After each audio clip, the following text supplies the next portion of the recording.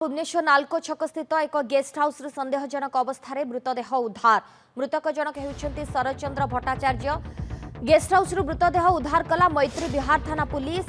Guest house भितर पटु बंद थिबा बेले कबाट भांगी मृतदेह उद्धार कला पुलिस। मृतदेहर नाकरू फेण और पार्टी रक्त बाहरुवा देखा देछि।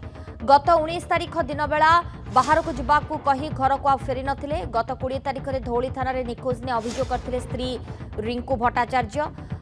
तेबे अभियोग पर मैत्री विहार थाना पुलिस तदंत आरंभ करिछि।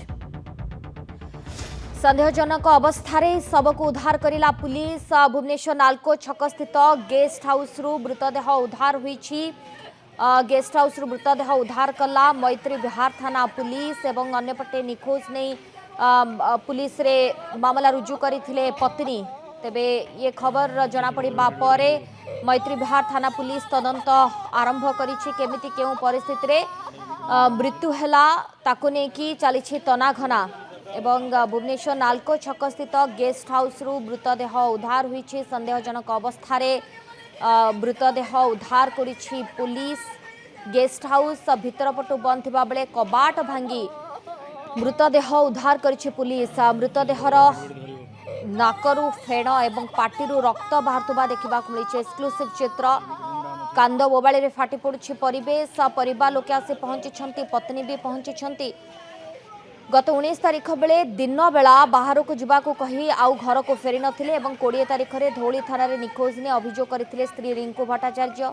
अभियोग पर मैत्री विहार थाना पुलिस तदंत आरंभ करिछि। किंतु बड़ कथा हला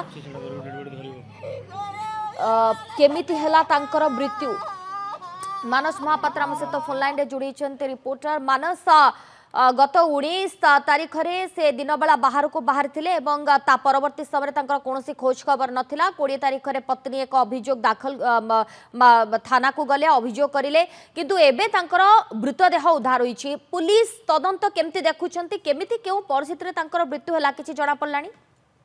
देखो जदिओ संदेहजनक अवस्था वर्तमान मृतदेह को मैत्री विहार थाना उद्धार करिछि, तेबे शरदचंद्र भट्टाचार्य जार डेथ होईछि तांकर मृत्यु को नहीं वर्तमान जहाँ कंक्रीट सोर्स रु खबर आसुछि जे जदि देखिबे तांकर से सुइसाइड करिसेंती एवं पुलिस से घटनास्थल रे पहुंचे कि तदंत करिछि। अधिक तदंत पई साइंटिफिक टीम मध्य छानबीन करिछि। तेबे नाकरू फेण एवं ता सहित पार्टीरू रक्त बाहरुथिबा नै कि जेतेबेले परिवार लोक गोटे अभियोग आनिछंती मैत्री विहार थाना रे ताकू नै कि अधिक तदंत करा जाउछि। किंतु पुलिस रो कहिवार कथा हेउछि यहा गोटे क्लियर कट सुइसाइड रहिछि। तेबे केउ कारणरू से सुइसाइड कले तांकर काहा सहित कोन कारण थिला बा जदि देखिबे जे पूर्वरु से कोनोसी प्रकार टंका काहाठू धार नैथिले कि नाही ए सबु दिगो को नै कि जेतेबेले वर्तमान तदंत चालुछि दुईटी थानार पुलिस मिलित भाबरे एक प्रकार तदंत करछन्ती। कारण गोटिए पटे धौली थाना रे मिसिंग एफआईआर अन्य पटे गोटिए यूडी केस बा अननेचुरल डेथ केस जेतेबेले मैत्री विहार थाना रे रुजु हेछि